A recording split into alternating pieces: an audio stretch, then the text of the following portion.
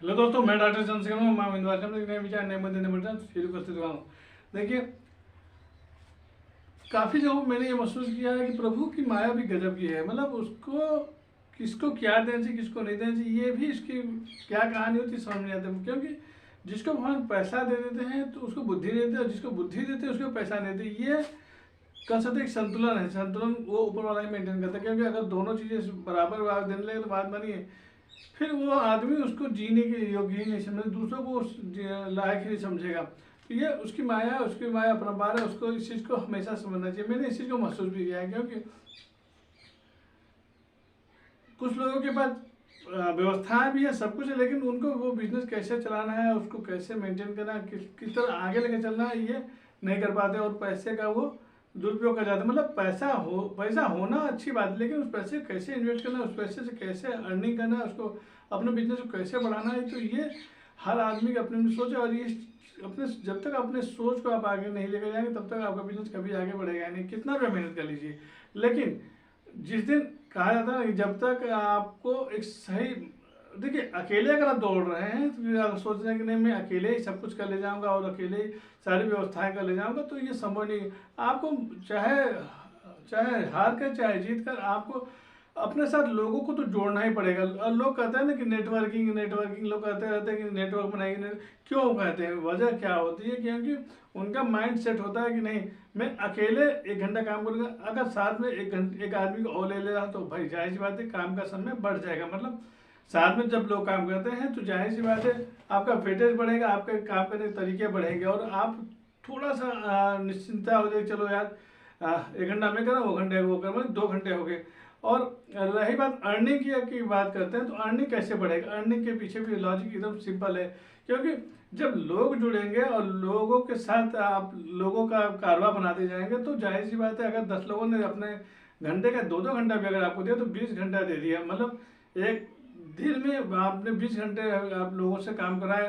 भाई जाहिर बात है अगर वो भी करेगा तो उसके साथ भी तो आप जैसे मान लो 20 लोग हैं तो आप एक हो गए, साथ में 19 लोग और हो गए, तो वो जो 20वां आदमी है उसके साथ भी तो 19 लोग के साथ में जुड़े रहेंगे। तो जाहिर सी बात है काम करने का तरीका बदल जाएगा, और लोग जब बढ़ेंगे तो काम बढ़ेगा ही बढ़ेगा। लेकिन और जब काम बढ़ेगा तो जाहिर सी बात है अर्निंग अपने आप बढ़ेगी। तो ये जरूर सोचना चाहिए। लेकिन होता क्या है, लोगों के मेंटेलिटी अभी भी वही है और पहले भी यही था। लोग यही सिर्फ सोचते हैं कि नहीं यार मैं अकेला ही करूँगा, मैं अकेला ही करूँगा, सब कुछ जो कमाना मुझको खुद कमाना है। तो ये संभव ही नहीं। मैंने कहा ना कि मैं जब स्टार्टिंग अपने बिजनेस किया था तो मुझको काफ़ी चीज़ें एकदम जीरो बटा सन्नाटा मुझको नहीं आता है, और नहीं आता और अभी भी नहीं आता है। छुपाने क्या है आप लोगों से? जैसे मोबाइल का जो काम किया जाता है, कुछ लोग मुझसे जुड़े हुए हैं जिनके मैं वो रिपेयरिंग का काम करते हैं, मैं उनको दे देता हूँ। साथ में मेरे वजह से उनको धंधा मिलता है और साथ में मुझको प्रॉफिट, जो मुझको प्रॉफिट मिलना चाहिए वो मिलता है। साथ में जो फोटो के जो फोटो स्टूडियो का जो काम करते हैं तो वो भी मेरे हाथ में नहीं रहता। मैं कभी भी नहीं सीखने की कोशिश नहीं किया नहीं फोटो कैसे निकाला जाता है, कैसे प्रिंट निकाला जाता है, कैसे इसमें कलर डाले जाते हैं, ये चीज़ें भी मुझको नहीं आता। मैंने कभी सीखने की कोशिश भी नहीं किया। क्यों नहीं किया? क्योंकि मुझको पता है कि मैं अपने काम को दूसरों से करा लेता हूँ तो मुझको उसमें ज़्यादा मजा आता है। क्यों?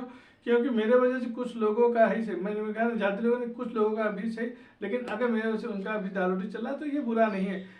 और अगर मैं ही सब कुछ करने लगूंगा तो फिर वो मजाक किरकिरा हो जाएगा। क्योंकि जब अकेले ही मैं सोचूंगा नहीं मैं सब कुछ सारे काम को मैं अकेला ही करूंगा तो ये संभव ही नहीं होता है। हाँ, मैंने कहा ना सिर्फ और सिर्फ मेरा एक सूत्री कार्यक्रम है कि मैं आँख जांच करता हूँ और आँख से पावर निकालने की क्षमता मेरे अंदर भगवान ने ऊपर ले दिया है।